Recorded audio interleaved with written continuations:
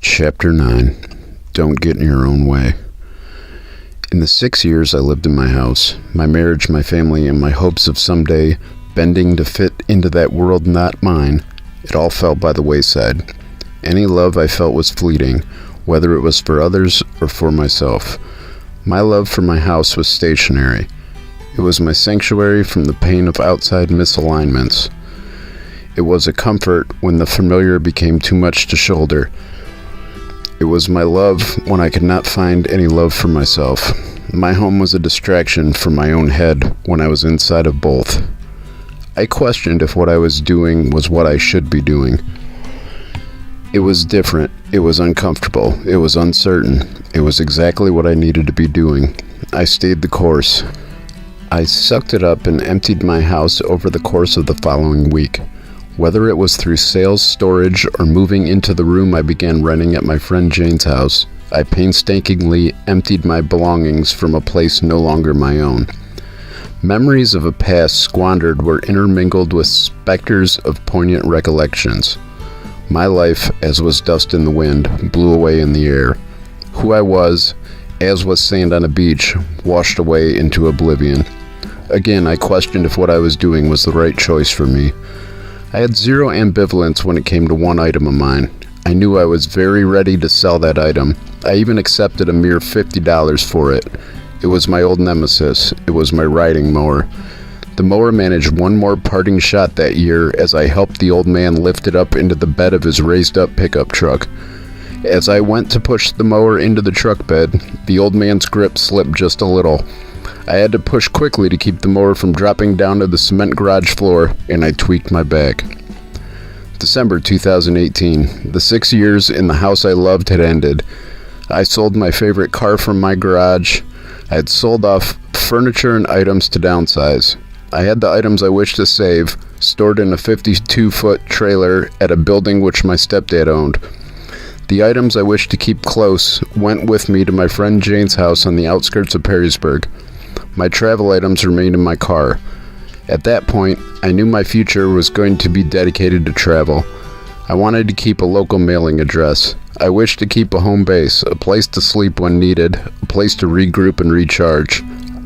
I offered Jane a monthly amount, and she was happy to rent me a room.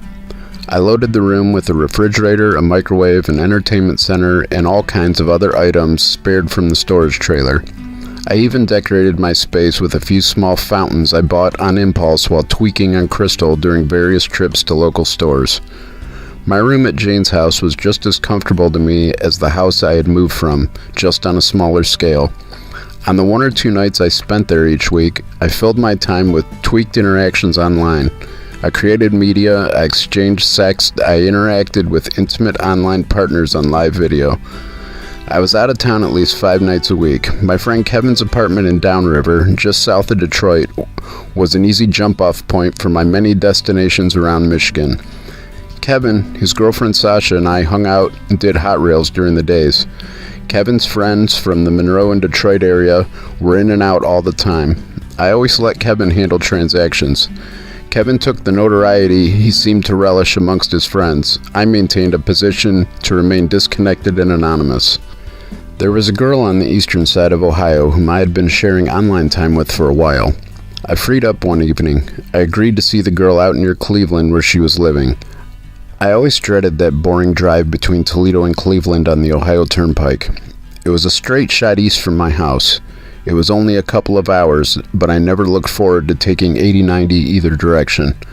That evening, the drive wasn't as unpleasant as it usually was.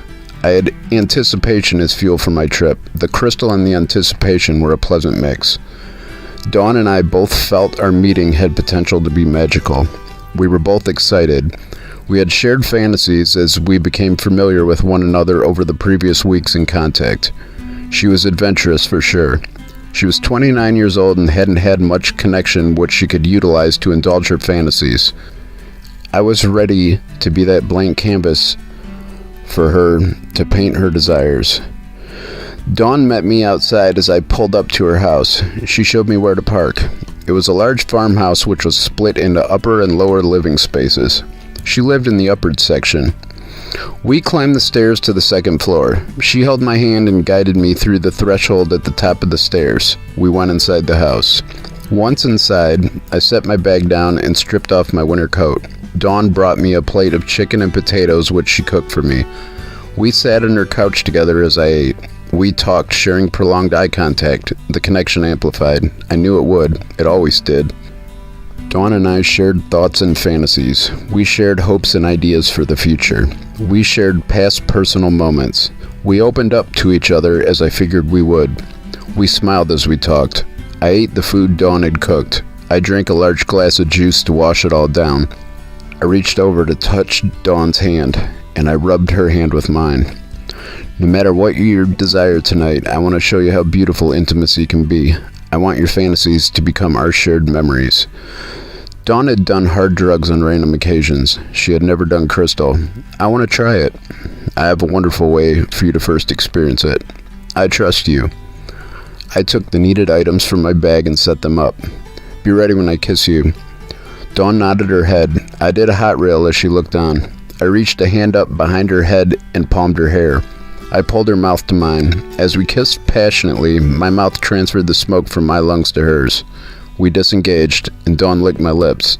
I whispered to her, "Exhale." Our eyes never broke gaze as smoke from Dawn's mouth filled the air around our heads.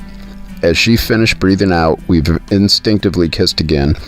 While Dawn and I undressed each other, we did all we could to keep our lips and tongues intertwined. It was as if we were polar opposite magnets. The attraction was impossible to deny. Our drug-fueled night was underway. I've never opened up to anyone like this before. The drugs have something to do with that. I already planned to give you my everything tonight. I've been thinking about you since we first connected. Well, I'm happy to hear that, but the drugs are still part of it. Dawn was creative. She had fantasies for which she sought an outlet. She was as ready as I to push limits and experiment together. She was willing to be fully open and vulnerable. Dawn wished to share everything with me, everything except one thing. An oversight was impossible in that instance. It was an omission which only could have been deliberate. Dawn knew she kept a huge secret from me as our night began. The shock of the reveal the next morning didn't just catch me off guard. Dawn had lost track of time by then. The timing surprised her almost as much as it had me. Neither of us knew what was coming, though. All of our thoughts were in the present moments we shared together. Intimacy can include anything. The deeper our shared connection and the more open we are, the more we become one. I've never met anyone like you. You've really opened my eyes. I can't believe there's this entire world I haven't seen until now. I looked deeply into Dawn's eyes. I'm yours to show you the world you have yet to see. I'll obey any wish you have. The more unique it is, the more we become one as the moment becomes ours. Anything you've kept to yourself because you didn't have someone whose sole fantasy was to see your fantasies come true. Hours passed. Neither of us noticed. We were so lost in each other. Dawn let her lust override her self-preservation. I was still completely in the dark. She was too, but only because our intimacy was consuming all her thoughts. She should have been up front with me before I even showed up. She could have been up front with me at any point over the entire night. She never said a word. I was set to be blindsided in a terrible way.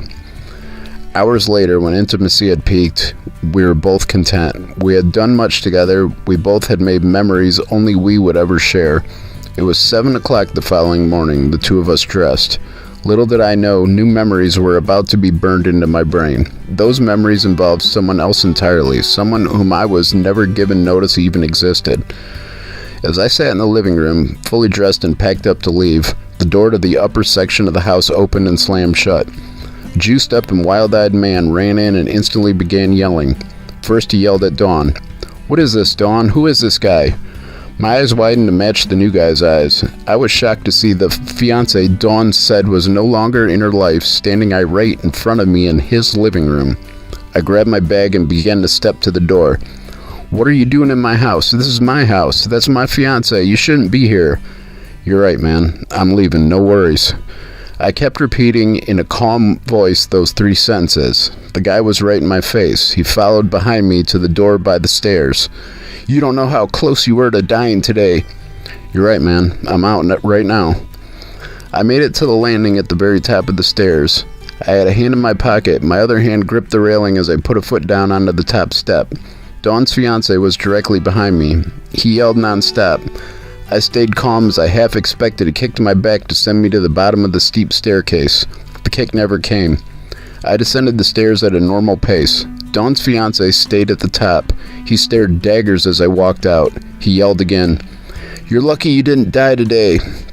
I reached my left hand into my left pocket and pulled out my car keys. The hand which I kept in my right pocket since I had been at the top of the stairs inconspicuously put the safety back on my handgun. Had I been kicked down the stairs, I would have shot that angry guy. I was never touched. I started my car and drove away. I was meeting up with people from the online world most days each week. Sometimes I met with multiple people in multiple cities on the same day. I was all over the place. I had time, I had the desire to meet new people all the time, and I loved to drive all over the place. Everywhere I went, I also had trusted associates to interact with in other ways to fund my constant travel. Sometimes the online world and the drug world would overlap and fill in all my sexual and financial needs in a single stop. A week after I left Dawn's fiancé's house, I was sitting on my bed at Jane's house scrolling through my phone. I noticed a message from the website. I opened it. It was a first contact message from someone in Florida. Zoe told me she appreciated what I had written in my profile. Her message wasn't the generic comments on my pictures and videos. She had taken the time to read and digest what I had put out there in the sections of my profile which gave insight into who I was. No played-out compliments or superficial observations. Zoe just shared understanding and commiseration. She had my attention. Zoe quickly gave me her phone number after a few back-and-forth messages on the website. We switched to texting. It was only a matter of minutes, and we were talking on the phone. That night, Zoe invited me to Cleveland 2 weeks later. Another boring, dreadful drive across the top of Ohio. I seemed to be making that trip frequently as 2018 came to a close. Zoe lived across the country where the palm trees and sunny beaches stayed warm in the winter months. I was confused as to why she was coming to Cleveland, Ohio in the first place, especially in the depths of a cold Midwest winter. Zoe invited me to stay the whole weekend with her in her hotel room. Zoe never blatantly said it, but she was a person of note in the LGBTQ community. I only figured that out when I searched her name online after our first phone call. She was national level mainstream. She had been for years. She never played up that angle with me. A pageant with Zoe's namesake was taking place over the weekend in Cleveland. It was to become an annual event. She had to be there to oversee it and host it. She wanted to be there for the non-pageant aspects of the weekend. I found a parking space at the hotel. It was a busy area of Cleveland just east of downtown. I had to drive through the maze of traffic-congested, interconnected strip mall parking lots to park on a slant at the hotel. I was up against a hill of plowed snow from earlier that evening. It was the only place to park. Again, I told myself that I was not going to be in the Midwest for any future winters. I checked the room number Zoe sent me when I arrived. Zoe had flown into town early that morning. She had spent the day overseeing the first setup of the first show of her event. She had been back at the hotel for about an hour when I arrived. I stepped into the hotel elevator and hit the button. I knocked twice on the door to Zoe's room. I had butterflies in my stomach. Zoe opened the door seconds later. We smiled and locked eyes. Zoe's tan skin was a contrast to her white bathrobe. The cleavage between her breasts a golden bronze. I assumed it was intentional how her robe was undone. Zoe's eyes still managed to capture my gaze more than anything else, just barely though. Zoe had me undressed by the time I went through the door. Her lips and mine danced together. I disrobed her. When the two of us reached the bed, we were both fully naked. We fit together perfectly. The magic was instant, the intimacy unparalleled. We both felt transcendence that evening. The night was ours. Nothing else but our pleasure permeated our thoughts. Hours passed. Zoe and I melted into each other. We were soaked in each other's sweat. We pulled into one another's bodies, our lips interlocked. We reached climax together. The two of us took our first break from each other's bodies to do some crystal. We both had crystal. My crystal was a bit better. It was always better. I used to try other varieties when other people randomly had their own. 100% of the time, I would then tell them to put theirs away. The rest of the night was always on me. I wasn't just being hospitable in those instances. From day one, way back in spring 2017, I was a crystal snob. It not only worked out for me, but for anybody who happened to be around. It never failed to help build my trusted clientele. It never failed to spare me from an inferior product going into my body. It never failed to treat whomever I was with to an unlimited amount of a substance beyond any potency they had known before. A true win-win, win-win-win. Zoe and I each managed 2 hours of sleep early that next morning. I woke up to Zoe's alarm. We were still cuddling, and Zoe opened her eyes right after I did. There was light coming through the sides of the window curtains. I knew Zoe had an extremely busy day. I knew we both had to get up from the bed. I put on my clothes and grabbed my bag. Zoe and I kissed a bit more. Zoe stepped into the shower as I stepped into the hallway of the hotel. The door shut behind me, and I walked down the hall towards the elevator. I had another stop to make while I was in the area for the day.